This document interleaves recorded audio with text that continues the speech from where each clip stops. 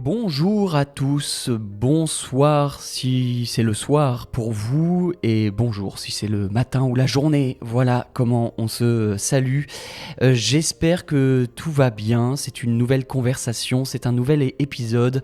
On est tous les deux, je suis accompagné comme d'habitude de Violaine à côté de moi pour les gens qui ne nous regardent pas sur YouTube mais qui nous écoutent sur les plateformes. Comment ça va, Violaine? Déjà, bonjour tout le monde. Écoute, ça va très très bien. Contente de te retrouver pour un sujet qui nous a déjà été demandé, qui nous a été demandé sur Patreon. Donc on est content de faire ce sujet et très contente aussi parce que ce matin, juste avant d'enregistrer le podcast, on a reçu un commentaire qui nous a fait plaisir et qu'on avait envie de partager avec vous parce que c'est aussi vous qui faites le podcast, quand vous commentez, quand vous likez, quand vous mettez des petites étoiles sur Spotify. Donc voilà, je crois que toi, tu as le commentaire sous les yeux. Oui, ça fait plaisir à chaque fois, ça nous fait plaisir de recevoir ce type de commentaires. On en reçoit plein, on doit le dire, on ne ment pas quand on dit ça, Violaine, on en reçoit énormément. Mais on doit en choisir, en sélectionner de temps en temps pour les lire. Et là, c'est vrai que c'est Roselyne qui nous a envoyé un message. Tiens, je te laisse le lire, je viens d'ouvrir mon téléphone, le voici. Alors, je suis d'origine d'Ouganda. Actuellement, j'habite à Prévessin-Moens. Je ne sais pas si ça se prononce comme ça. Je pense que tu m'as donné le commentaire à lire parce que tu ne savais pas comment ça se prononce. C'est où ? J'habite à Prévessin-Moens depuis 1 an et demi. C'est un village dans le département de l'Ain, juste à côté de Genève. Merci pour tout, Violaine et Nathan. Mon mari et moi, on vous écoute tous les jours. Oui, Voilà. donc à côté de Genève qui est en Suisse, mais là c'est un village qui est à la frontière.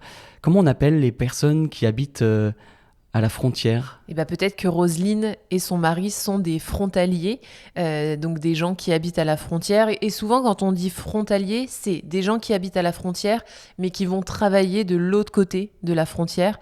Donc souvent, ils habitent en France parce que c'est moins cher, et ils vont travailler en Suisse parce que les salaires sont plus avantageux. Donc Voilà. Roselyne qui habite dans un tout petit village, j'ai regardé, il y a 9000 habitants, donc c'est une petite commune ou un gros village, mais je pense que c'est une toute petite ville, une commune comme on dit. Ça a l'air joli au pied des Alpes, au pied des montagnes, je pense que ce sont les Alpes. Et l'Ouganda, moi c'est aussi pour ça en fait que ce message m'a touché, parce que l'Ouganda c'est un pays en Afrique de l'Est, à côté du Kenya, qui m'attire beaucoup, que j'ai envie de visiter.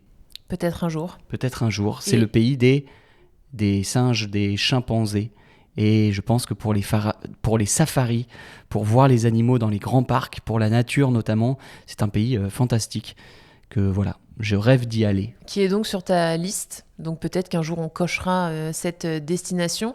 Roselyne qui a réussi un exploit de bien orthographier mon prénom. Donc on le souligne. C'est vrai. Violaine. Donc merci pour ça. C'est vrai, Violaine et Nathan. Voilà, donc merci à tous de nous laisser des commentaires. N'hésitez pas à écrire aussi, à commenter, nous dire où vous habitez, d'où vous nous écoutez. On a envie d'imaginer, et puis comme vous voyez, on va après regarder à quoi ça ressemble, là où vous habitez, à quoi ça ressemble. On tape le nom sur Internet, sur Google, pour ne pas le citer. Et il ne faut pas sous-estimer l'impact des commentaires, parce que ça nous fait du bien de les lire, mais aussi ça nous aide beaucoup pour le développement du podcast et le développement de la chaîne YouTube. Donc vraiment, n'hésitez pas à commenter. Et ça nous intéresse aussi sincèrement. Et je te propose qu'on passe au sujet du jour. Est-ce que tu veux nous le présenter ? Alors aujourd'hui, on va voir quelles sont les personnalités préférées des Français, les personnes que les Français préfèrent. Chaque année, on a un petit classement, une étude qui est faite tous les ans. Et à chaque fois, ce sont un peu les mêmes personnes qui reviennent à tes souhaits. Excuse-moi, j'éternue. Pas de souci. Donc voilà, les 50 personnalités préférées des Français. Quelles sont les personnes qu'on aime, quel profil, quel métier, quelle profession ? C'est sympa. On va essayer de vous dire aussi pourquoi les Français les apprécient. Et c'est vraiment un format de réaction, parce qu'on a la liste sous les yeux. On n'a pas préparé grand-chose. Mais rien du tout. C'est un sujet qui est important parce que quand on apprend une langue, c'est bien de maîtriser la langue, donc de parler plus ou moins couramment une langue, mais c'est aussi très bien de maîtriser la culture. Je sais qu'en anglais, on parle de cultural fluency, avec l'accent, donc de maîtrise culturelle qui, en plus de la parole et du langage, vous permet de connecter avec les natifs d'un pays, sur la culture. C'est toujours intéressant, et surtout, on a une élève qui nous a dit « Oh, j'habite en France, ou je suis allée en France, et je remarque que les Français aiment beaucoup quand on fait l'effort de connaître leur pays, de connaître leur culture. » Donc voilà. C'est vrai, et toutes les personnes dont on va parler maintenant, évidemment, sont connues par tous les Français. Et tu as raison, Violaine, de voir ce classement, de connaître ces gens-là. Vous allez voir que ça permet aussi de comprendre mieux un pays, sa culture. Et je pense que peut-être, et ça ce sera intéressant, vous de nous le dire chez vous, quelles sont les personnalités préférées des Français. Je suis sûr que tu vois, les profils sont différents. Ce ne sont pas les mêmes métiers, ça n'a rien à voir. Vous allez voir. Donc, Violaine, peut-être qu'on va prendre le classement comme ça, tout simplement, général, et puis on va lister un peu les personnes qui reviennent. On va vous dire qui sont-elles. Et puis, on va donner aussi notre avis, je pense. Juste, Violaine, rappeler que la transcription détaillée et complète de l'épisode est disponible sur Patreon. C'est important de suivre, et puis ça nous permet aussi, nous, de continuer à travailler de cette manière, à continuer à faire ce podcast. Voilà, important de le dire. Exactement, et puis vous avez aussi... une fiche d'activité sur cet épisode, donc n'hésitez pas à nous rejoindre.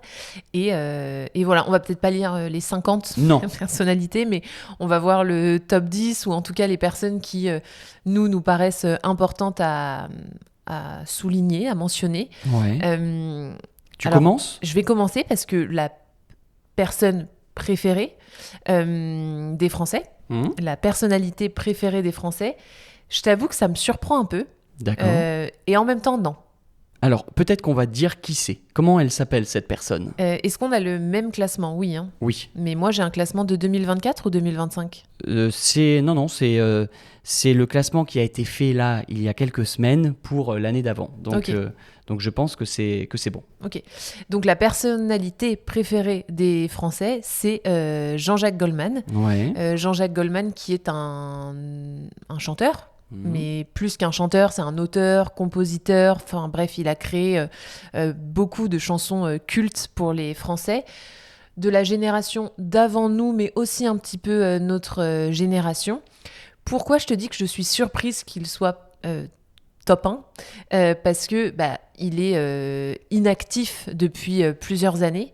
Il est également très discret, c'est-à-dire qu'on le voit pas, il va pas surfer sur sa carrière passée, c'est-à-dire qu'on le voit pas du tout dans les médias, on le voit plus du tout en fait, on a presque quasi aucun signe de vie.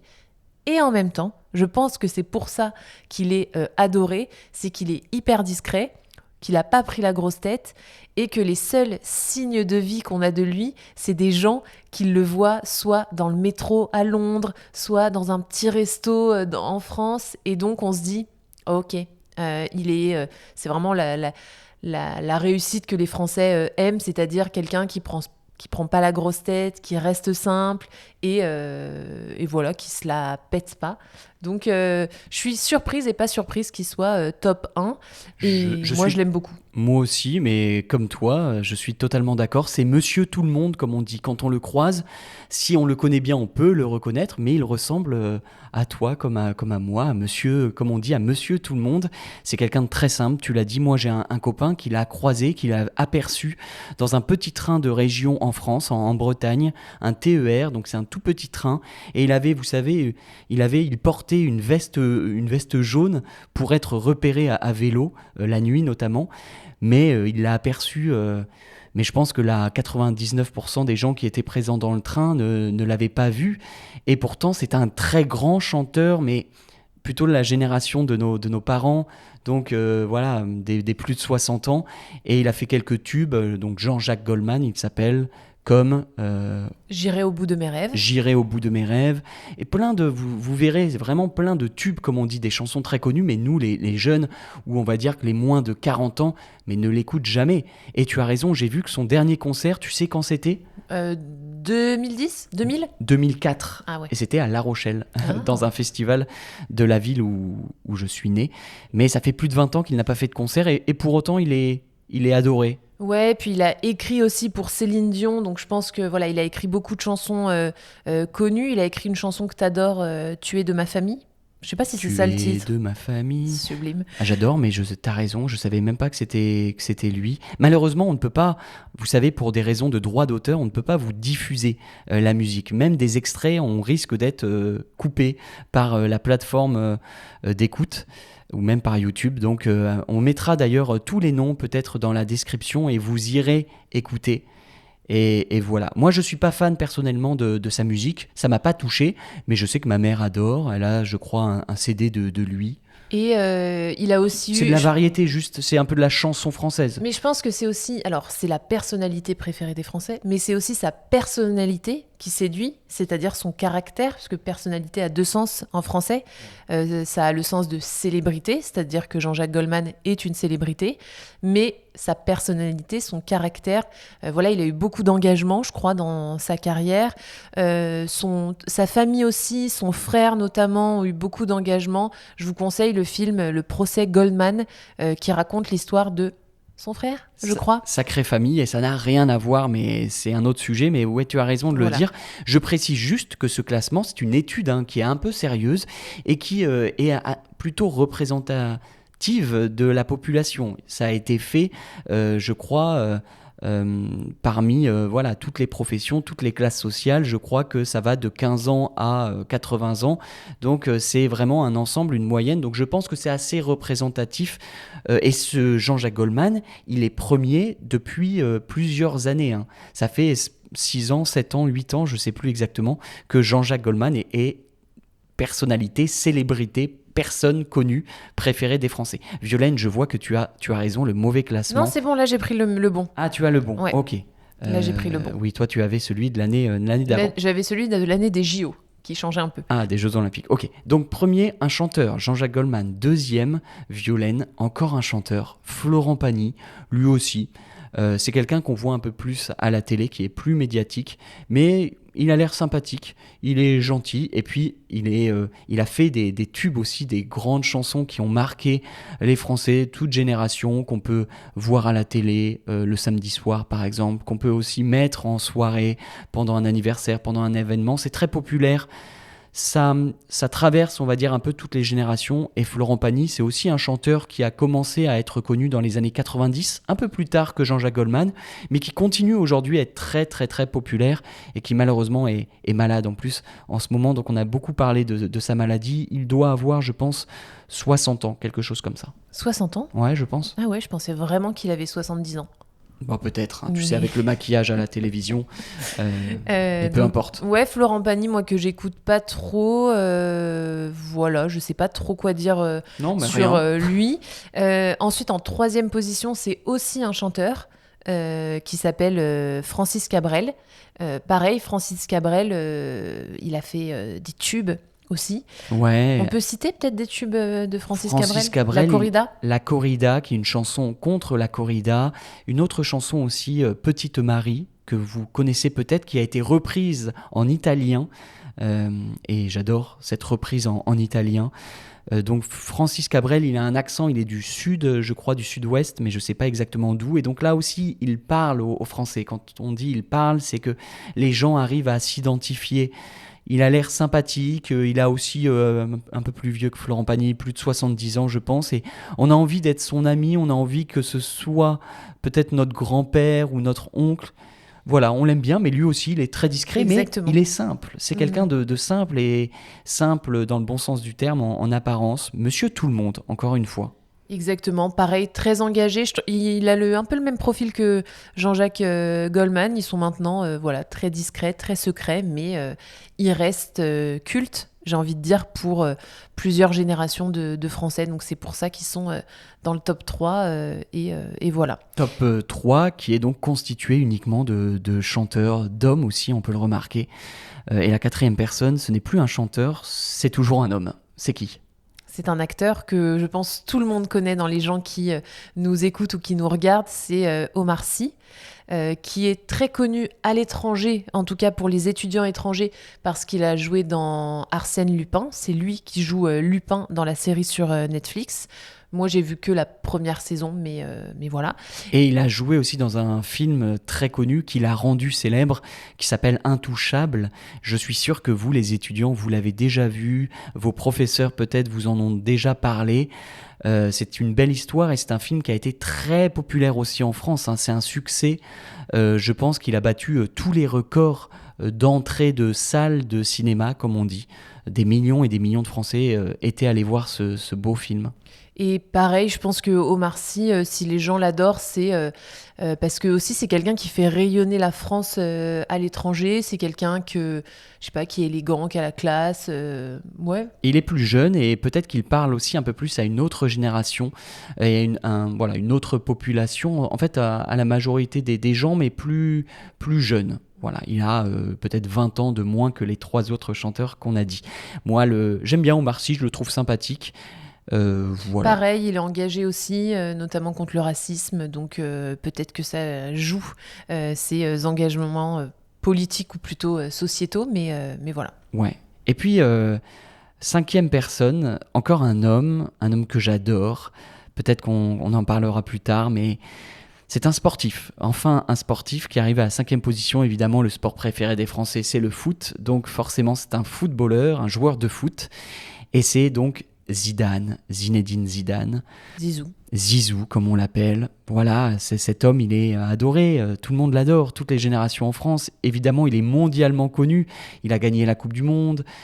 C'est le joueur qui nous a fait gagner la Coupe du Monde en 1998, notre première Coupe du Monde, notre première étoile sur le maillot. Donc moi, c'est mon enfance et j'adore l'homme aussi, j'adore la personne. On adore l'homme parce qu'il est discret aussi, il n'a pas pris la grosse tête, même s'il est multimillionnaire, on a l'impression qu'il reste simple. Je pense que ça plaît beaucoup aux Français, je l'ai déjà dit, mais je le répète parce que c'est des points communs là, quand je vois la liste. Zizou aussi, je pense que c'est évidemment de la nostalgie pour des gens de ta génération, de notre génération. C'est aussi, il a été au sommet quand il nous a fait gagner la Coupe du Monde en 98. Puis il y a aussi eu 2006 quand on perd la Coupe du Monde, qui met un coup de boule coup de tête sur l'autre joueur. Parce que le joueur italien insulte sa mère ou sa sœur. Il y a un côté où on peut presque s'identifier à lui, tu vois, où il a des réactions humaines et on se dit on peut être proche de lui, on peut s'identifier à lui. Donc, assez surprise qu'il soit pas plus haut, Zizou, tu vois, mais je l'aurais mis dans le top 3, mais c'est pas moi qui ai été interrogée. Attends, est-ce que je peux te montrer quelque chose ? Vas-y. Ah, je sais. Quelque chose que j'ai eu à Noël. Vous allez peut-être trouver ça bizarre. Je vais essayer de le montrer à la caméra et le raconter au micro. Donc c'est un portrait de Zidane qui est devenu maire de Marseille, maire de la ville où j'habite, la 2e ville du pays. Donc évidemment c'est une fausse photo, hein, mais ça a été fait, je pense, à l'intelligence artificielle.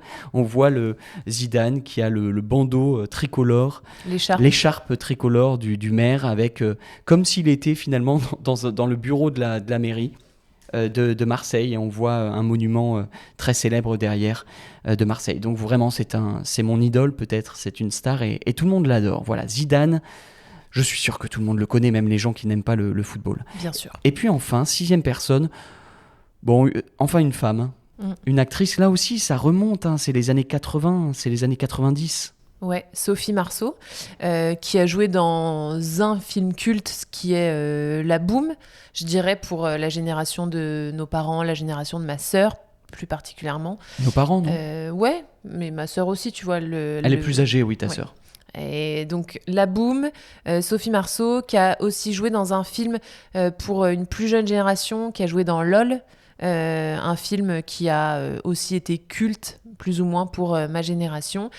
Je sais pas trop pourquoi elle est dans ce classement, alors parce que j'imagine qu'elle est populaire parce qu'elle joue dans des films populaires, mais j'ai l'impression qu'on connaît pas trop sa personnalité, son caractère. Je suis un peu surprise. Voilà. Pas, comme on dit, pas de vagues. On a l'impression que quand on ne fait pas de vagues, quand on reste discret, quand on reste un peu à la marge de la société ou à la marge du monde médiatique, les gens apprécient. En tout cas, dans ce classement, on remarque ça parce que c'est aussi quelque chose qui fait penser, qui fait parler la nostalgie, tu l'as dit, Violaine. Et puis, toujours dans ce classement, juste après, il y a encore une chanteuse, là aussi, dont la carrière est vraiment derrière elle, c'est Mylène Farmer. Je pense que peut-être certains la connaissent. C'est une chanteuse, mais qui aussi n'a pas fait grand-chose depuis les années 90. Attention, c'est une chanteuse qui a un peu un statut d'icône pour certaines personnes. Elle a fait des concerts il n'y a pas longtemps, qu'elle a remplis vraiment en 2 secondes. Je pense que les billets se sont vendus très très rapidement. Mais c'est aussi une autre génération. Ouais, mais il y avait beaucoup de jeunes, des gens de notre âge et même des gens plus jeunes qui étaient au concert. Et surtout, tu sais, ils faisaient la queue 2 ou 3 jours avant le concert. Ils étaient devant la salle et ils campaient pour être dans les premiers rangs. Et il y avait des jeunes de 20 ans, de 30 ans. Je te jure. D'accord. Peut-être que c'est une chanteuse et des chansons qu'ils écoutaient avec leurs parents. Plus jeune. Je sais pas, mais en tout cas, voilà, elle a ce statut d'icône aussi pour ses engagements, pour ses textes, etc. Okay. Et pareil, elle est hyper discrète sur sa vie privée et vraiment, c'est un point commun que les gens adorent, je crois. D'accord. Mais bon, c'est une chanteuse qui était vraiment très à la mode dans les années 90, début 2000, je pense. Ensuite, 8e, on a un astronaute. Tout simplement. Thomas Pesquet, voilà, qui est allé dans l'espace, que les gens adorent. Encore, on a beaucoup de chanteurs, on va pas aller trop loin et on va pas tout détailler. Thomas Pesquet, on peut peut-être quand même s'arrêter un petit peu dessus. C'est un peu Monsieur Parfait. Quand même Thomas Pesquet, c'est-à-dire que sa communication est parfaite, il est hyper intelligent puisqu'il est allé dans l'espace, mais voilà aussi c'est quelqu'un qui fait rayonner la France, qui nous rend fiers à l'étranger. Donc voilà, Thomas Pesquet, très important, qui reste aussi un peu moderne, un peu fun, qui collabore avec la jeune génération pour se faire connaître, qui a des engagements pour permettre aux femmes d'être présentes dans l'industrie scientifique, etc. Donc tout ça, évidemment, les Français adorent. C'est vrai. Juste après 9e, on a Soprano, qui est un rappeur, un chanteur, mais là encore, un rappeur qui était à la mode il y a plus de 10 ans, mais il arrive à être très familial et populaire, mais populaire dans le sens où il arrive, je pense, à englober aussi un peu toutes les catégories de population, toutes les classes sociales. On peut à la fois l'écouter dans le centre-ville d'une grande ville, dans les campagnes, aussi dans les villages, dans les zones périphériques. Je sais pas ce que t'en penses. Très populaire. Très populaire. Il était à la mode avant, mais il est encore plus à la mode maintenant qu'il a une carrière solo. Avant, il était dans un groupe, mais maintenant, il remplit des salles aussi très rapidement. Il fait pas de vagues. Il remporte tous les suffrages. Tu vois, tout le monde l'adore. Donc voilà, ça me surprend pas qu'il soit dans ce classement. Par contre, j'ai un petit coup de gueule sur le 10e. Ah, 10e. Alors, rapidement, Violaine, pourquoi t'as un coup de gueule ? Le 10e, donc, c'est Michel Sardou, qui est un chanteur et qui est un petit peu... qui a des idées un peu rances, je trouve, un peu vieille France, qui a des discours aussi qui sont quand même un peu arriérés. Mais je pense que les gens ne l'aiment pas forcément, ou ne connaissent pas ses idées politiques qui sont très très très à droite, extrême droite, mais ils l'aiment parce que il a fait aussi des tubes qu'on va mettre notamment dans les mariages. Je pense à une chanson très connue, Les Lacs du Connemara, que tous les Français chantent à 3h du matin dans un événement comme un mariage. C'est très festif. Alors oui, mais ça représente aussi beaucoup de gens en France, tu vois. Oui, non, mais il y a des gens, je pense, qui l'aiment aussi pour ses idées, qui représentent une certaine idée de la France, etc. Mais moi, il y a une chanson que je déteste de lui, c'est une chanson en faveur de la peine de mort. Il est pour la peine de mort, et ça, c'est un truc que je ne comprends pas. Et à l'époque de l'abolition de la peine de mort dans les années 80 en France, il avait écrit une chanson comme ça. pour la peine de mort. Et donc moi, c'est pas ma cam, comme on dit, c'est pas trop mon truc. Ouais, et puis il a fait aussi une chanson où il parle de violer une femme. Enfin bref. Ah oui, c'est vrai, waouh. C'est vraiment très très border. Ok. Comme on dit, donc qu'il soit dans le top 10, pas forcément un gros kiff, tu vois. Donc on passe très vite, Violaine. On a vu le top 10, mais j'aimerais qu'on dise 2-3 mots sur des gens quand même importants, peut-être pour vous, ça va vous intéresser. La personne politique, on parle de la personnalité politique, l'homme politique préféré des Français. C'est le chef du parti d'extrême droite français, le Rassemblement national, qui s'appelle Jordan Bardella. Voilà, Jordan Bardella est 12e personnalité préférée, célébrité préférée des Français. Donc la personnalité préférée politique des Français est un homme d'extrême droite. Voilà, mais c'est pas étonnant puisqu'il est très populaire, c'est pas une surprise. Il est très très populaire dans les sondages, donc forcément il arrive là bien devant Emmanuel Macron qui est détesté, qui n'est pas aimé. Et puis juste peut-être Violaine, un mot sur le 49e, je descends le classement. Le 49e, ça va vous parler, je suis sûr que ça va vous parler, à vous qui nous écoutez et qui nous regardez. C'est quelqu'un que vous regardez, je crois, pour apprendre le français, pour suivre l'actualité française. C'est qui, Violaine ? Hugo Décrypte. Hugo Décrypte, les Français aussi l'adorent, c'est ça. C'est pas que évidemment les étrangers, les Français l'adorent, parce que beaucoup de jeunes, là je pense que ce sont vraiment les adolescents, les jeunes adultes, et peut-être jusqu'à 30 ou 35 ans, des gens qui n'aiment pas trop l'actualité, et qui vont le suivre sur les réseaux sociaux, et qui vont comme ça avoir un peu une image globale de ce qui se passe dans l'actualité en France et dans le monde. C'est très clair, c'est très vulgarisé. Donc Hugo Décrypte n'est pas premier, n'est pas 10e, mais 49e, c'est pas trop mal, il est dans le top 50. Et avant de terminer cet épisode, petit exercice de prononciation, tu peux nous prononcer la 38e personnalité préférée des Français ? Juste là. Kylian Mbappé, et non Kylian Mbappé, même si plein de Français disent Mbappé, mais donc je parle du footballeur français de l'équipe de France actuelle, que tout le monde adore lui aussi. Il est combien ? 38e ? 38e, ouais. Et donc on prononce Kylian Mbappé. C'est lui MB. Qui a dit que ça se prononçait comme ça, c'est donc on respecte ses conseils et ses recommandations. Donc Kylian Mbappé, qui est d'origine camerounaise, du Cameroun en Afrique de l'Ouest. Et algérienne. Voilà. Ok, voilà, c'était juste un petit exercice de prononciation, une mise au point sur Kylian Mbappé. Je pense qu'on peut terminer en tout cas pour ici avec sur YouTube et sur Spotify. La conversation continue évidemment sur Patreon. J'ai plein d'autres choses à dire, puis on parlera nous de personnalités qui ne sont pas dans le classement mais qui devraient l'être selon nous. Et écoutez, merci à tous de nous avoir écoutés. On se retrouve la semaine prochaine, ou juste après la musique. Ciao, ciao.